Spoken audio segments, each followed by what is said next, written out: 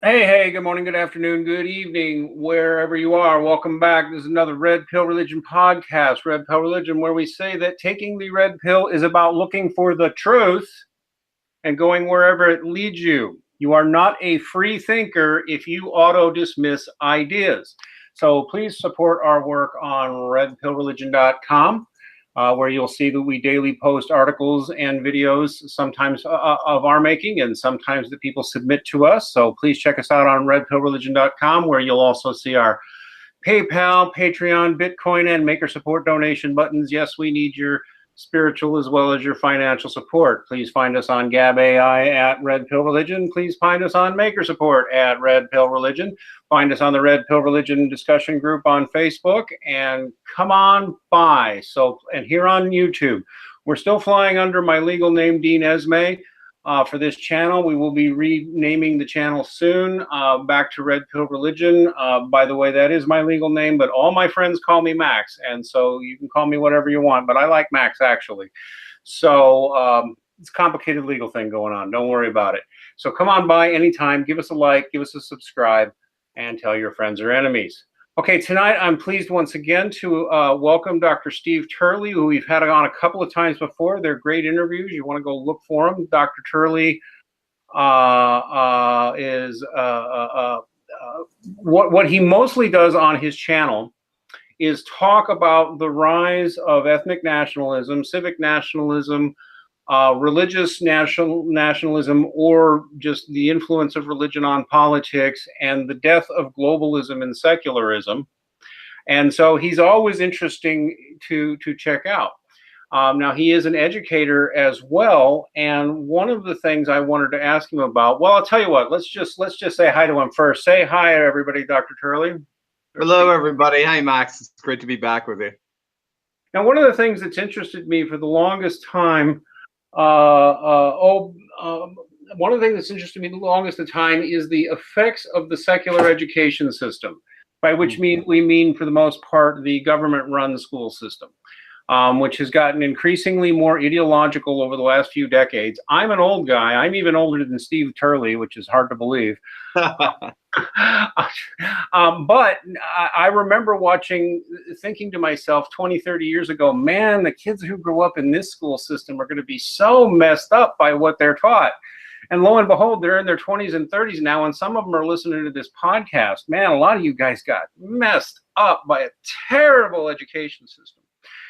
And it's hard to know how to undo that damage, especially because if you go to the internet to learn things, you're going to run into all kinds of crazy stupid there as well. I mean, some really good stuff too. But and one of the things I've noticed with Dr. Turley is that he's been recommending to homeschool parents and others who are interested in education how to get a classical education, one that's unpolluted with this modernist dogma, and that has stripped out a lot of useful stuff in it. And you talk to a lot of educators about that, don't you, Dr. Steve? Oh, absolutely. It's many ways classical education is one of the hottest trends that are going on in our culture today. In fact, it started with Doug Wilson, if I recall, back in 1981 in Moscow, Idaho, which is a school that he started out there after reading Dorothy Sayers' The Lost Tools of Learning, her exposition on medieval classical education.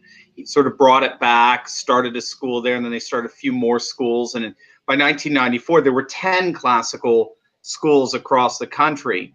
Since 1994, some estimates are that classical schools have blown over to over 500 in our country. They're in Europe, they're in Africa. We're seeing the return of a kind of classical education in Eastern Europe, particularly Georgia, Russia. And so there's no question classical education right now is one of the hottest trends going on in our culture. Let's talk about what classical education is for a minute, but we're going to go into more detail on it. You did mention that you're going to this. Are you going to this Repairing the Ruins conference that you sent me a link to? Yes, yeah, I'm actually speaking there. I'm doing a couple of workshops at the conference there. That is sort of the premier national classical conference that's held every summer, third week of June. I believe it's June 20th to 23rd. It's in Dallas. And it is 3 days of all things classical education. It's pretty amazing, pretty wonderful. Lots of curriculum, lots of workshops, lots of pedagogy advice and the like. So this would be something that anyone who is interested in getting involved in classical education, definitely an event they'd want to attend. Okay, but this event is not going to be if you're trying to educate yourself or figure out what direction to send your kids in. This is going to be mostly for educators and that sort of person, right? Well, not necessarily, because we get a lot of parents coming to this as well, parents of students and students themselves. You see actually a lot of students there too. So no, they do try to make it accessible for everyone. It's certainly it's educators, professional educators. They have administrators tracks, as it were, but they also have things that are thoroughly applicable to homeschooling parents or to just anybody who is interested in classical education in general.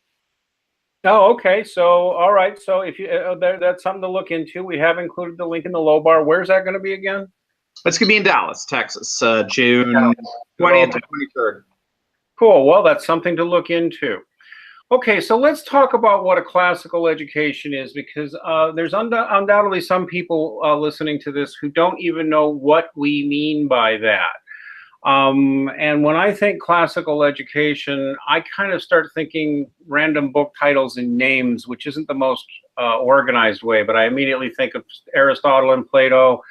I immediately think of, well, I don't know. What do you think is the core of a classical education, Dr. Steve?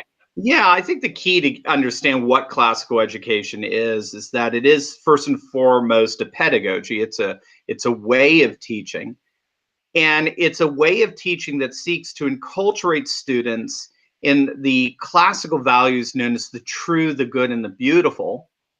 And it seeks to enculturate students in the true, the good, and the beautiful through the acquisition of wisdom and virtue. So there are some key terms in that definition that we can unpack, like truth, goodness, and beauty, wisdom, virtue, and the like. I think a real important starting point for people, especially in contrasting it with education today, is the notion that for the classical imagination, and I mean classical is pretty much anything that existed prior to, say, the 18th and 19th century, okay, all over the world. But a classical imagination basically imagined the world as filled with divine meaning and purpose. And therefore, we were all obliged to conform our lives into harmonious relationship with that divine meaning and purpose. And so there was an educational project that was formed in order to achieve precisely that, and that would be classical education.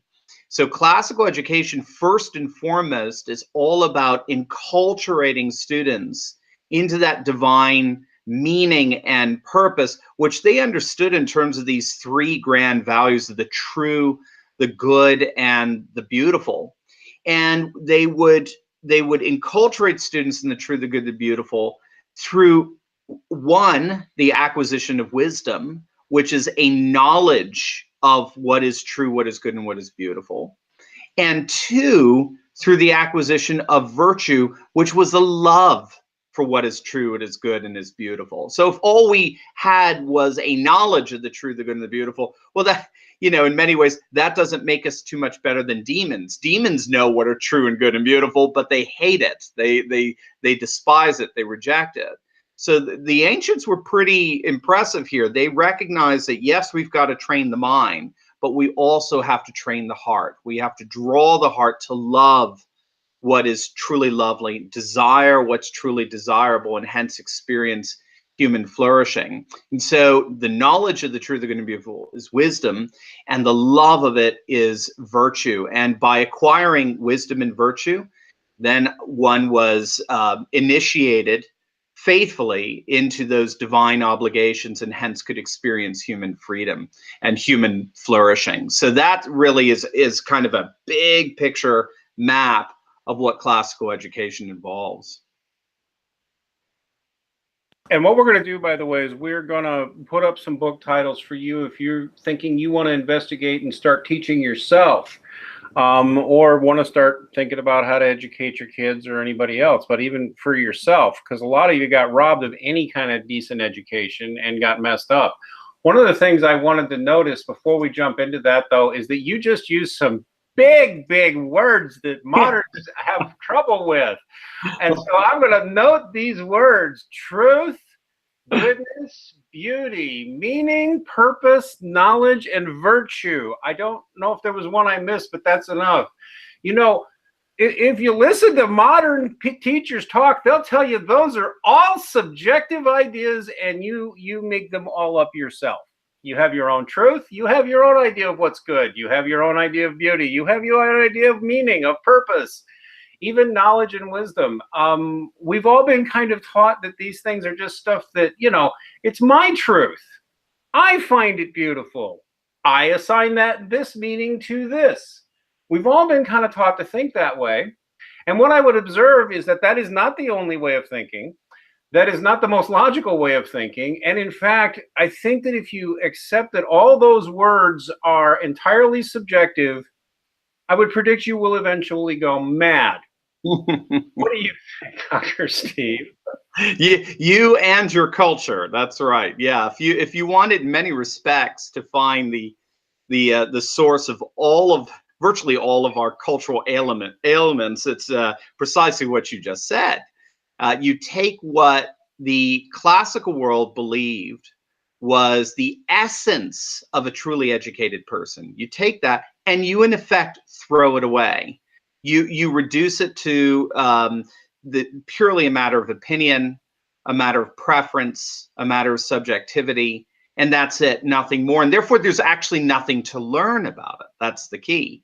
If the true, the good, and the beautiful are whatever turns me on, then there's nothing for me to learn.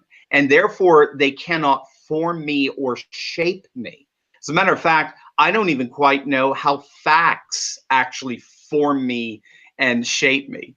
The ancients believe the only thing that ultimately can form us and shape us is a real encounter with the true, the good, and the beautiful on the one hand, or its opposite, which they would call was epithumia, which is lust, which is a love of what is evil and what is false. So those are so the moral is highly formative. The aesthetic is highly formative in our lives. And if we don't have that, then I think inevitably we fall prey to the latter, the evil, the false, as opposed to being evoked towards the former. Yeah, and when I look at these words, I know that some in the audience are going to say we're trying to sneak Jesus and the Bible in here. And while that's not necessarily a good thing, a bad idea, it's actually not so. These concepts, I mean, I don't know, they've been refined in various ways by Western culture, which we ought to just call Christian culture, because that is actually what Western culture is. I hate to break it to some of you guys, but I mean, most of this came from pre-Christian. A lot of this came from pre-Christian thinkers like Socrates, didn't they? Oh yeah, Socrates, Plato, Aristotle, Caesar, Pythagoras, So yeah. The church has always been very, very accommodating to these things, especially when you look at the early schools in Alexandria and Edessa, Antioch, Rome, the 2nd, 3rd, 4th centuries. They were all classical Christian schools. They were schools that saw the works of someone like Pythagoras, Plato, Aristotle as the scientists of the day. And so they were able to see the world through the categories that they provided, but they radically transfigured those categories in distinctively Christian terms. So Plato didn't think a lot of, for example, the body. He believed the body needed to be, chucked off like the husk of a corn or something, and then the soul needed to be freed. So the body in the physical world was an impediment to our spiritual growth. Christians actually turned that around. They said the body is actually very good and it's going to be resurrected, and God became man. Plato would have said that it was good in a sense to worship the celestial spheres. It's what's known as cosmic piety. Christians said, well, we want you to certainly conform your life into harmonious relationship with the cosmos, but it's not so much in the celestial spheres. It's actually more towards Christ, who's the Logos, the one in whom all things hold together. So they draw in the frames of reference that people like Plato and Aristotle provide for them, but then they import distinctively Christian meaning into those frames of reference. And then for them, that enabled them to think about the true, the good, and the beautiful in ways that far surpassed anything that Plato and Aristotle, Pythagoras could give to us. So they saw themselves as certainly accommodating to these prior Greek thinkers, but they also saw themselves as transfiguring that thought as well. Yeah, and oh, by the way, in case anybody's curious, Dr. Turley here is an Eastern Orthodox, Eastern Orthodox, but he's fully versed in the history in the West too, and of course I'm Catholic. But the thing is that what people fail to realize is the Christians went on from this tradition you're talking about, going all the way back 3rd, 4th, 5th centuries and all that. Eventually in the West, the dirty, bad, big, bad Catholic Church just came up with the idea of building a system of universities. and it used to be around the world, people would send their children, wealthy people, for example, or merchants who wanted to move up in the world, would send their kids to get a Christian education, whether they were Christian or not. And there were quite a few non-Christians running around with this kind of education who still, acknowledged that they owed a great debt to the Christians for preserving all this and extending it in the first place. Yeah, it's a great point. I mean, we have to remember for about 1,000 years, knowledge was in the hands of the church, and so the church was the world's artists and scientists and poets and philosophers and the like. It's really actually a bit sad in many ways when you look at modern contemporary Christianity today, that sometimes I wonder, if it's not quite rightly mocked by the secular world because of how reductionist and how myopic it's become. When you read someone like an Augustine or a Gregory Nyssa or an Athanasius or an Aquinas, their cosmic theology was precisely that. They were thinking about how Christ is the Logos, the one in whom all things hold together, and therefore the totality of reality is being reconfigured around Christ, and that's how we've been told to think, and that's what an educated person was, as a person who could understand the world in its totality as being reconfigured around Christ, not these very private, personal, dare I say, conversionist kind of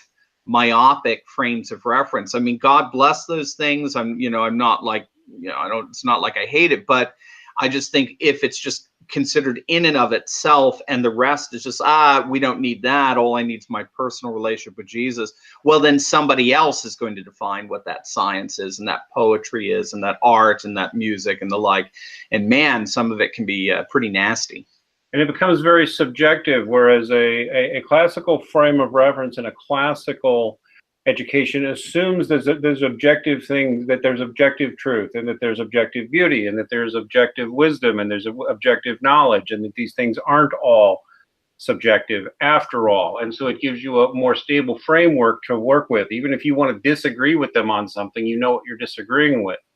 Right. Dr. Turley has brought out another big word that I'm going to go ahead and spell out, and I'm going to go ahead and diverge a little bit and explain this word because it's a critically important word, logos. Sometimes we call it the Logos. Catholics these days and some others are beginning to use the phrase divine Logos a lot. What is the Logos? I'll give you a 30-second definition. Logos was a concept that goes back to the ancient Greeks. Aristotle, Plato, Socrates, Archimedes, all those, Pythagoras, all those guys believed there existed. This is a short version, so anybody who is a real philosopher, don't scream if I misattribute something. But more or less, it was the idea that there was. This is more Aristotle, but it works. There's the scene, which is the physical world, basically. What we would say is subject to gravity and light and atoms, stuff that's made out of atoms or stuff that's made out of quantum particles, if you will. That's Then that's the material, and then there's the unseen. And the unseen, more or less, you could put it down to the logos. The logos basically is all those things that we all agree are real that have no physical basis at all. The one I find most people get right away is logic itself. You'll notice, and then that's the same root word as logos. Logic itself. Why does logic work? Think it through. Why does logic work at all? Why does it go? The logos also included other things that were clearly real, like circles and squares and triangles, geometry, mathematics itself. Everybody knows math is real, but math doesn't have any physical basis.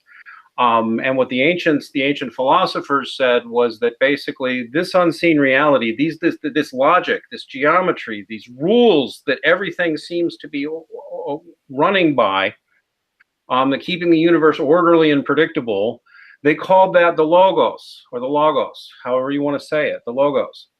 And I'm too many people don't know this, but those who are classically educated do. The Christian inversion of that, well, I don't know if you'll call it an inversion or whatever. What the Christian message actually includes the idea that Jesus Christ is the logos. I'm going to repeat that for you, that he is the logos. Literally, he is that unseen reality that's running everything. The logic, the math, the everything that's true versus not. That took human form, made himself a mother, took human form, lived 33 days, and that's what was walking around on the earth, a personification of the logos. That tale ought to be told to more people that way, because it's fundamentally correct, right, Dr. Steve? Yeah, it's 33 years. You said 33 days. That would have been a miracle in of itself. I'm sorry, 33 years. Yeah. That's right. And so, I mean, the Bible literally does say that in John 1:1, the Gospel according to John 1, verse 1. And so I mean, this, even at the time of the ancient Greeks, a lot of them said, "Wow, Jesus is the Logos. Wow, that's big." And by the way, that would make him kind of like God, wouldn't it? Oh yeah, very divine. Yes, yeah. And so that's an important term. And the ancients had this concept of the Logos. So even those that did not believe the Christian message still were informed a lot by that idea of the Logos. And it's an enduring idea that won't go away, even if you chuck your Bible out the door and say this is a bunch of trash. It's an enduring idea that's formed all of our civilization. Wouldn't you say, Steve? Oh yeah, absolutely. And even in the Far East, as it were, in East Asia, the notion of the Tao again serves very, very similar sort of philosophical function as the Logos. And the way I explain it to my students is, in the classical cosmology, there were 4 elements. All the Avatar fans will know this, right? So earth, air, fire, and water. And then the question is, what is the quintessence? What's that 5th thing that holds all 4 elements together? It's really cool. We even see it in our New Testaments. 4 is a cosmic number. Your 4 elements and your 4 parts of a 3-dimensional world: point, line, plane, and solid. Your 4 directions, your 4 seasons, all this sort of the 4 humors of the body. 4 is just this number that appears over and over in different religions. The 4 noble truths, for example, of Buddhism, the 4 Vedas of Hinduism. It is really fascinating, because they would ask the question, what holds the world together? What holds these 4 elements together? And their answer was the Logos. Now, they didn't necessarily agree on what the Logos was, but the Logos was this necessary dimension of reality in which all things held together. Well, when we open our New Testament, how many Gospels do we have? Right? We've got 4 Gospels. At the center of every one is the Logos. He's the one who holds all things together. Right, and I will reemphasize that point he said, which is that really these ideas tend to transcend. They tend to be global.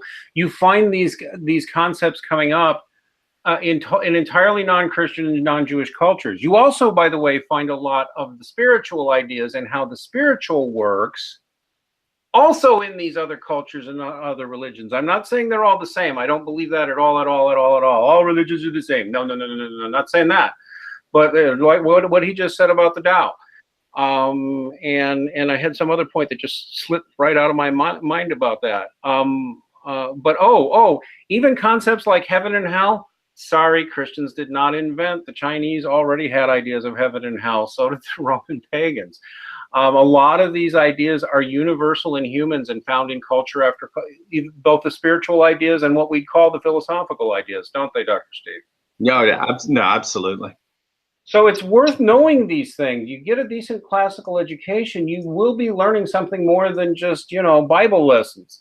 In fact, you may never touch a Bible at all. Well, that's not a bad idea either. Why don't we talk about some of the books you've recommended, Dr. Steve? And I think the first one to point right out is your own Classical versus Modern Education. What do we got in this book here?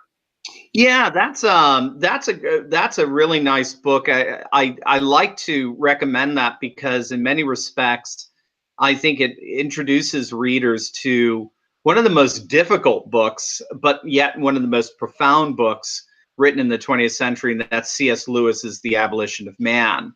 So it's a difficult book to follow. I do recommend that as well. But if you want sort of a help to kind of guide you through the book, that's what Classical versus Modern Education is about. And so what it does is it uses C.S. Lewis's understanding of the contrast between the way the classical mind imagined the world and the way a modern secular mind imagines the world. And the contrast couldn't be more dramatic. And I think he does a fantastic job of showing that the classical conception of the world is the necessary precondition for maintaining what it means to be human. Whereas the modern conception of the world, the secular conception, if pushed to its logical outworkings, ends up actually eroding the entire notion of what it means to be human, and hence his title, The Abolition of Man. It's a very, very fascinating read. Okay, so what am I going to find in the book Classical versus Modern Education? What am I basically going to get in here? You're going to get a breakdown of his basically the 3 chapters in his book. His Abolition of Man is based on 3 lectures that he gave at the University of Durham in England. Okay, we're talking about the Abolition of Man. No, I was asking first about your Classical versus Modern Education book. What am I going to pull out? Yeah, so Classical versus Modern Education is a bit of a primer on the Abolition of Man. So Okay. Yeah, they're both interrelated. So what I'll do is I'll take the Abolition of Man and I break it down in bite-size, form. But bottom line, what you get is first and foremost the fundamental distinction between, say, a classical versus a modern conception of the world. The classical conception of the world, as we talked about earlier, believed that the world was filled with divine meaning and purpose, and therefore we were all obligated to conform our lives into a harmonious relationship with that divine meaning and purpose. And then so the fundamental question was, how do I do that? How do I conform my soul into a harmonious relation with that divine meaning and purpose? And the answer was through wisdom and virtue. But the modern mind asks a very different question. The modern mind does not see a world filled with divine meaning and purpose because we've redefined knowledge solely in terms of scientific rationalism. We see a world solely of biological, chemical, and physical causal laws. So we're not interested in conforming our souls to the divine meaning and purpose of the world. Instead, modern man asks the question in an inverted fashion. Modern man asks the question, how do I conform the world to my own desires and my own ambitions? Well, wisdom and virtue aren't going to help you in that.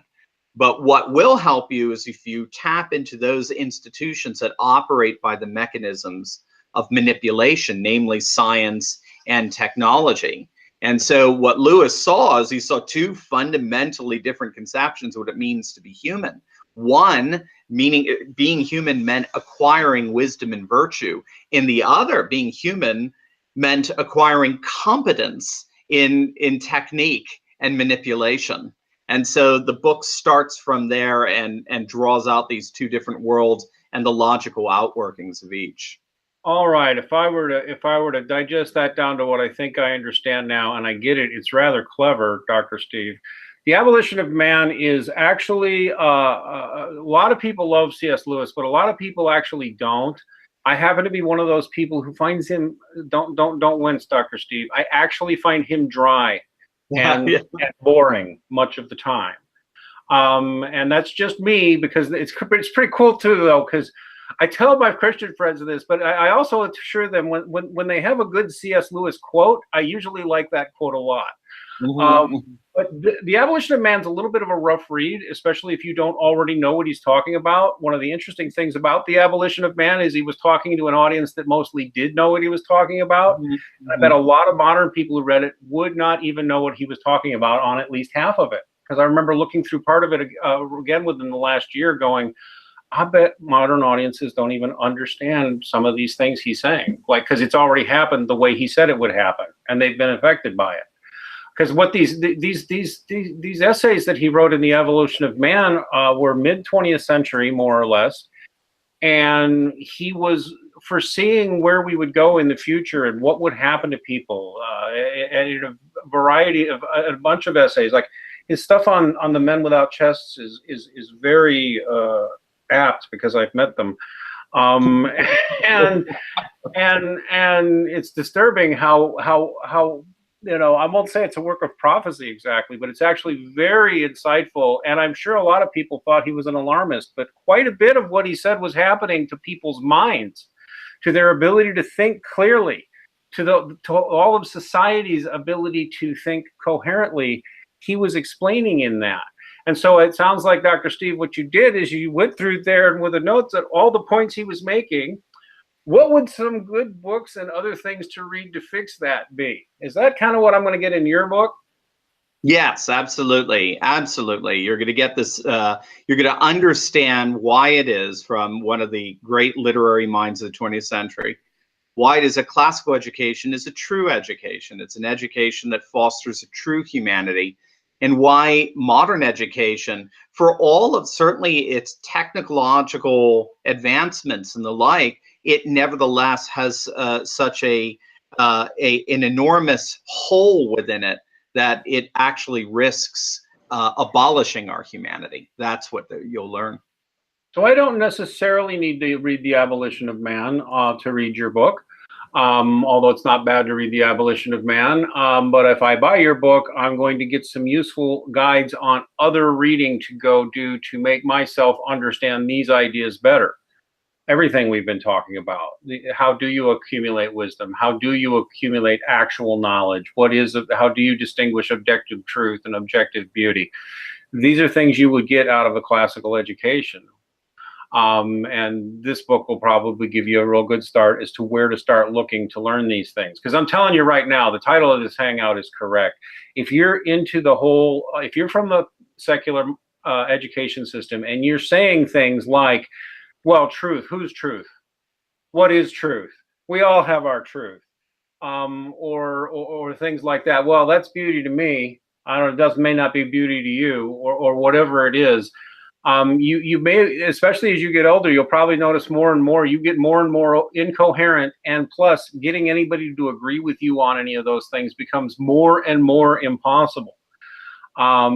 Start learning these classical ideas, which have shaped some of the greatest minds of the last, I mean, most of the greatest minds of the last several thousand years. You do want to start learning about this stuff. It'll make your own life better. You'll be able to think more clearly. I swear you will. You'll be able to form coherent arguments better. You'll start to also see the richness of Western culture. I've noticed there's a lot of like atheist seculars talking about preserving what they call the West. Yet what they seem to think the West is I don't know, 2002 United Kingdom or something, and you know, that it's America circa 10 years ago, and that's what the West is. And no, this is the way you go to find out what the real history of Western civilization is, and to see what your actual intellectual heritage is. Or so I would say. You recommended a couple of other books, Dr. Steve, something called Awakening Wonder, A Classical Guide to Truth, Goodness, and Beauty. I love those names. Oh, looks like you wrote it too, with a David Dieter. Yeah, yeah. That might be the one I would dive into right there. I probably need to buy that. Go ahead, tell me about it. I'm pretty shameless promoter when it comes to classical education. My own writings, because largely I wrote books that I thought needed to be written, that filled a niche there, and so I just naturally draw that. I do teach a course where I actually use this book, and my students always they always laugh when I hand it out to them, and whenever we read it in class, I'll tell them, you make sure you take out the greatest book ever written if you don't mind, and then they always bring up, no, that would be the Bible, and we get into an argument on that one. But this I'm one of the smart Alex who'd look at it and say, I never liked this author. Yeah, I get plenty. Yeah. No, but this Awakening Wonder is an introduction to those three cosmic values that we talked about, of the true, the good, and the beautiful. So in the classical world, truth, goodness, and beauty were objective values. They existed out there before they ever exist here or in here. In our skulls, right. Yeah, that again, without that, we would never have had a Bach, Mozart. We would never have Rembrandt. We'd never have Debussy. We'd never have Shakespeare.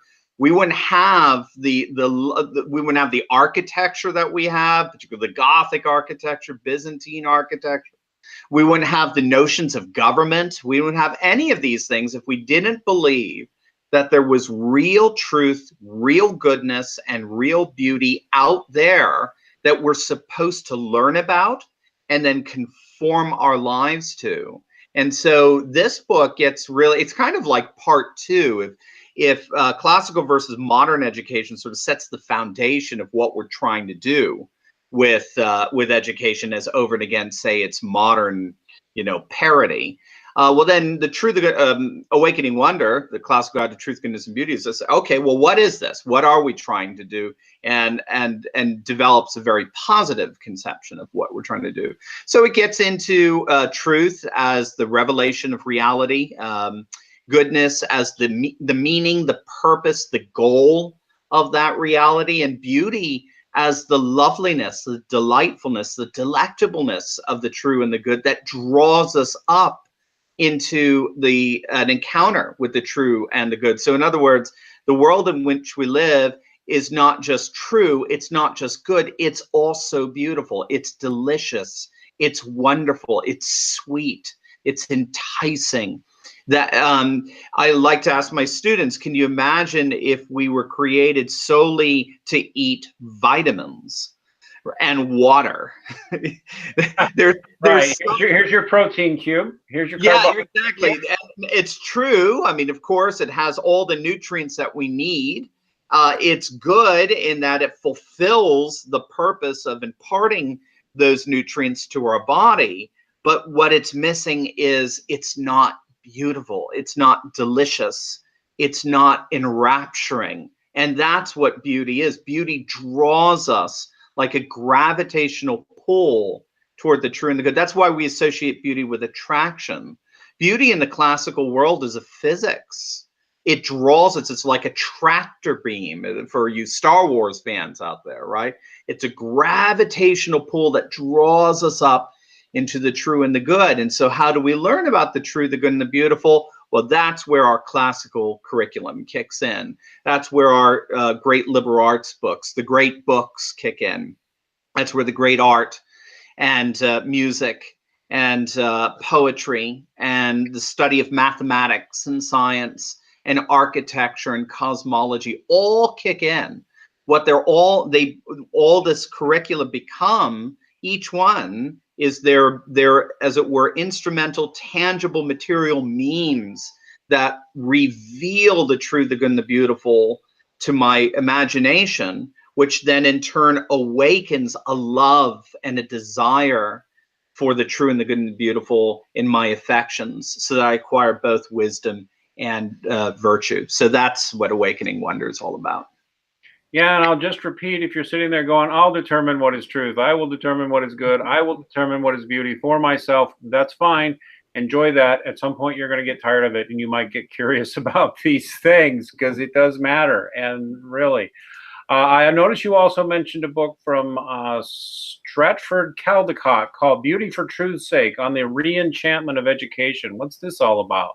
Yeah, this is a wonderful book on the medieval quadrivium. So when we talk about the Oh, you seven mentioned that earlier. Okay, go yeah, ahead. Sorry. yeah, the seven liberal arts. Classical education is actually generally associated with the first three: grammar, dialectic, and rhetoric, which tend to focus on words and language and literature. And so we do stress like Latin and Greek and good books and good poetry and so on. But it also actually, four out of the seven liberal arts are all mathematical and scientific. So arithmetic, geometry, music, and astronomy. Notice music is a mathematics. It's part of this quadrivium approach. And it all goes back to the logos. The logos, this notion of the logos it's usually translated as word. So in John 1, verse 1, in the beginning was the logos, and the logos was with God, and the logos was God. That's normally translated, in the beginning was the word, and the word was with God, and the word was God. But it's interesting, if you go into the classical lexicons, as it were, it also had a metrical sense to it. So we still to this day use it that way when we're talking about logistics, for example, and even to a certain extent logic. Logic is, especially formal logic, involving variables and equations. So it's not just, the logos isn't just a word, but it's a word that orders and creates symmetry and proportionality. So in many respects, our curriculum, even to this day in modern education, when you list out all the different subjects we're learning from, they could all be boiled down, when all is said and done, to word and number. Just think of our SATs today, right? Sure. So you're going to have your vocab section and your mathematical section, word and number.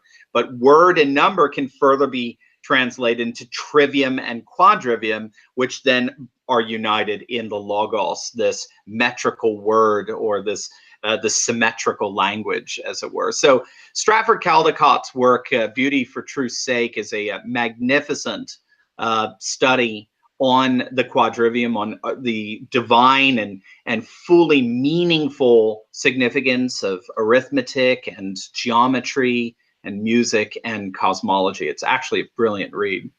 I gotta say, as a big fan of science, who's read many great scientists and known quite a few scientists, I actually think it was a huge mistake to break the sciences away from all that, because the scientific naturalists have really presided over a disastrous ruin of the natural sciences in a lot of areas. The peer review system's fallen apart.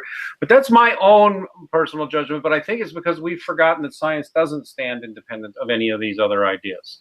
We're treating it these days like it's a separate topic completely, that it's got nothing to do with any of these things.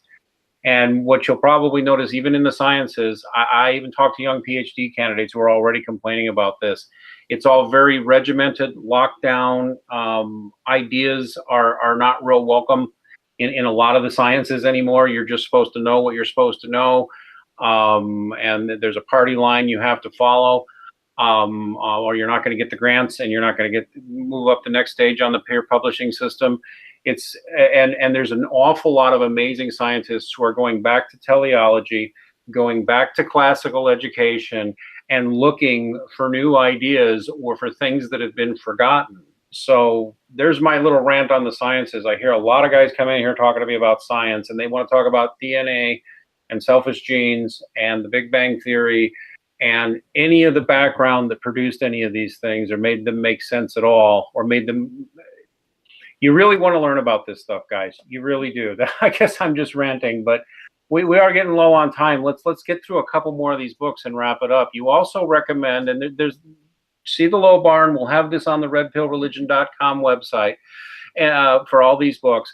Tending the Heart of Virtue by a vegan Goroyan, which I assume is Armenian.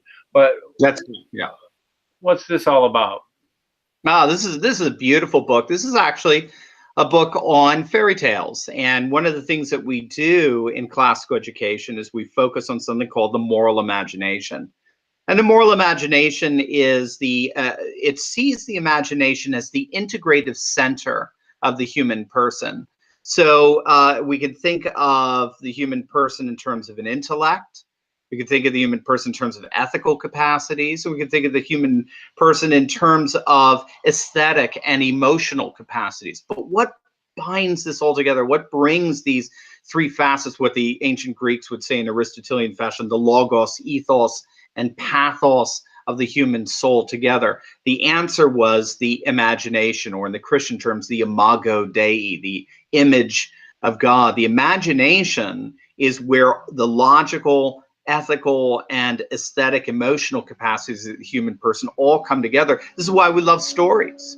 This is why when Jesus is asked, who is my neighbor, he doesn't start off by saying, well, Webster's dictionary defines it as, right? He would only be appealing to the logos in that sense. Instead, what does he say? He says, once upon a time. Now he's engaging the entire human person into this understanding of who is our neighbor. And so Tending the Heart of Virtue is just this magnificent work on chapter after chapter after chapter of the different fairy tales, and how fairy tales actually awaken the moral imagination, largely through metaphor. So we learn things like Cinderella or Sleeping Beauty. These are all retellings of the Christian gospel, particularly Sleeping Beauty, where it involves resurrection and the slaying of a dragon and the like by a rescuing prince. We learn about Pinocchio and the hardness of the wood, signifying a hard heart of disobedience, and then the transfiguration of Pinocchio into a true human, a resurrected self, as it were. Charlotte's Web on the nature of friendship, particularly as Aristotle understood the notion of synusia, the friendship between a teacher and a student, a mentor and a disciple. We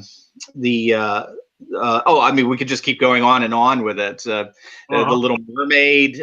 These Little Mermaid is just one of the most magnificent stories. Again, what's so interesting is you find out how bad. I know I crush a lot of hearts when I say this, but how bad Disney was in its production of these movies. Not so much like the Cinderella or Sleeping Beauty, the early ones, but in terms of like what they did with the Little Mermaid, it just completely changed the storyline and all the.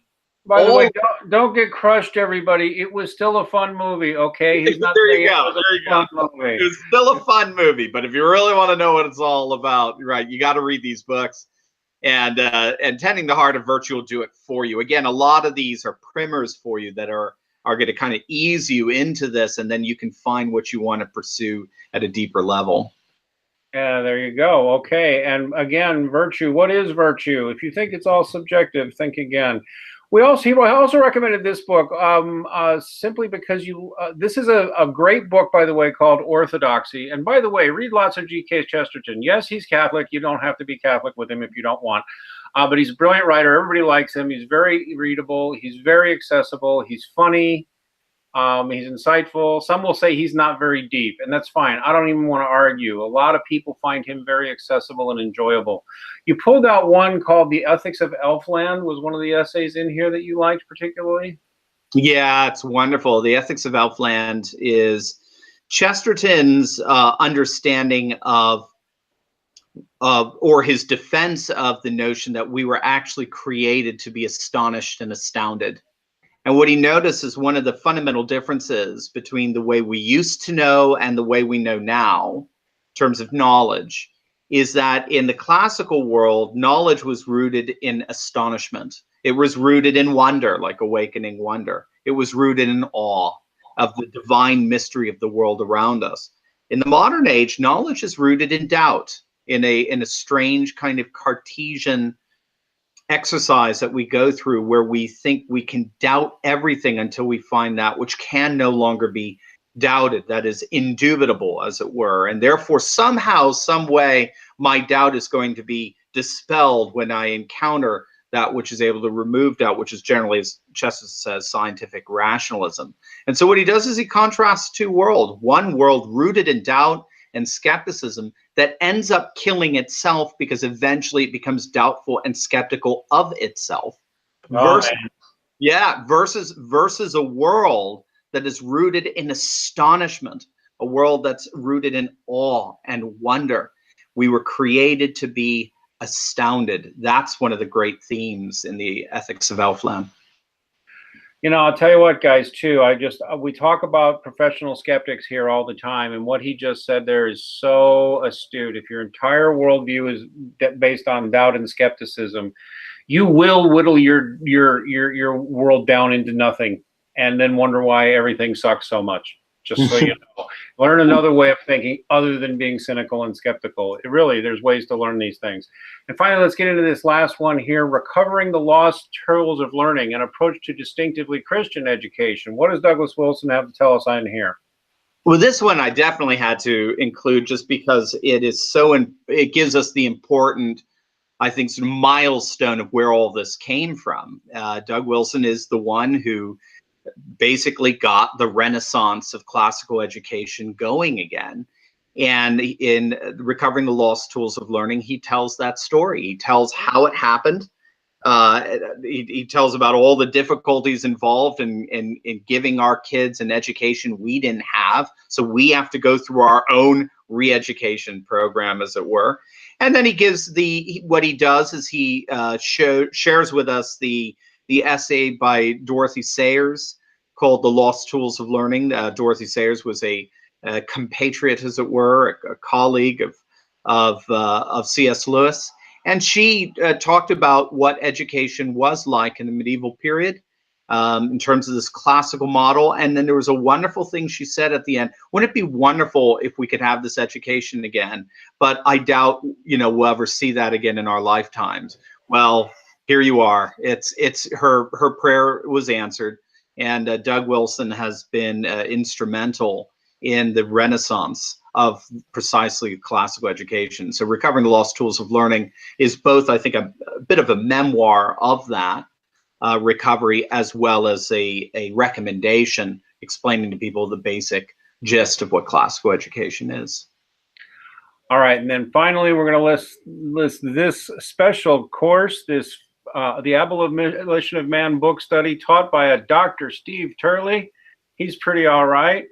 $50. What am I going to get for my $50, Dr. Turley? Oh, there you go. Well, there's 6-7 videos, 20 minutes, 30 minutes long, of classical versus modern education, but in detail. What I do is I actually go through the entire book of The Abolition of Man step by step. So this is taking it to a real deep level. And so the classical versus modern is just really a surface overview of what's going on. If you want to get into a real deep level, that's what these lectures are all about. I give you the background information. I explain to you what he was writing at the time that he was writing The Abolition of Man, so we put in the context of his other works. We get into each chapter in detail, reading from the book, explaining the passages, and then we get into how much of what he predicted would happen actually did. That's one of my favorite sections in there. It's the last video on the fulfillments of the prescient element, the foresight that he had when he was writing this book. So it's a great course. I do teach that bit every year at the classical school. Excellent. Yeah, no, I'm going to say props. I really didn't get why when we started the interview, I'm like, why is he going on and on about the abolition of man? I didn't get it, but it finally clicked with me, because I have read it, and it really is a breakdown written by a very astute and intelligent man, and one of the great intellectual literary theological figures. Literary theological, is that a way of putting it? Figures of the last century or two, and was laying out all the trends in education that he thought were happening, and what we would lose if trends continued that way. And he was very specific on quite a few things. I mean, he had a whole rant he did just on the word I look at a waterfall and it's sublime versus I feel that it's sublime. It's sublime versus pretty, yeah. And, Yeah. and at first, I remember reading it many years ago and going, "What is he on about?" And now I Yeah. totally get what he was on about. Absolutely. And Yeah. there's lots of stuff like that in there, which is actually why, if you're not familiar with this stuff, you might not want to start by reading this if you're listening. But I mean, then after you've done a lot of this, go read The Abolition of Man. You'll probably see a lot of modern reality in there, because it's really like modern man was torn apart. He was abolished. He was turned into a pit of subjectivity and venal self-interest in all things. And we were torn apart bit by bit from that. And deconstructing that and putting us back together would almost seem like to be what your approach is. I'm going to I'm going to take the disintegration of modern man and I'm going to put it all back where it belongs. That seems like it's basically what your approach is. There you go. Couldn't have said it better. Oh, hey, all right. All right, everybody. So listen, I really want to thank Dr. Turley for joining us. Please be sure to subscribe to his channel. Even if you don't agree with his politics, you will learn things that you're not learning in the mainstream media about what's really happening globally and what's really happening in politics, not just in the United States, but Europe, Asia, Africa. I haven't heard much about Australia yet, but I'm sure you'll get down there eventually. China, India, you name it. There is a global resurgence of human spirituality. Secularism is actually dying off and seen widely as a failure by a growing number of people. Religion is making a huge comeback, whether you like it or not. I mean, it's not just Christianity; it's other religions too. Human spirituality does not go away. So even if you are an atheist, my strongest suggestion for you is that you learn how to make religious friends anyway, and you start educating yourself about these ancient ideas, because they're ancient not because they're old, but because they're enduring. Bad ideas don't generally survive really long. Ideas that are at least functional, even if you don't think they're good ideas, if they're at least functional and stable and provide something generation to generation, you ought to at least learn about them rather than deciding you're so smart you know it all anyway. So please check out Dr. Turley's channel. Please check out some of these books we've recommended, and some of the other resources we've recommended. And otherwise, everybody, please give us a like, please give us a subscribe, and God bless everybody.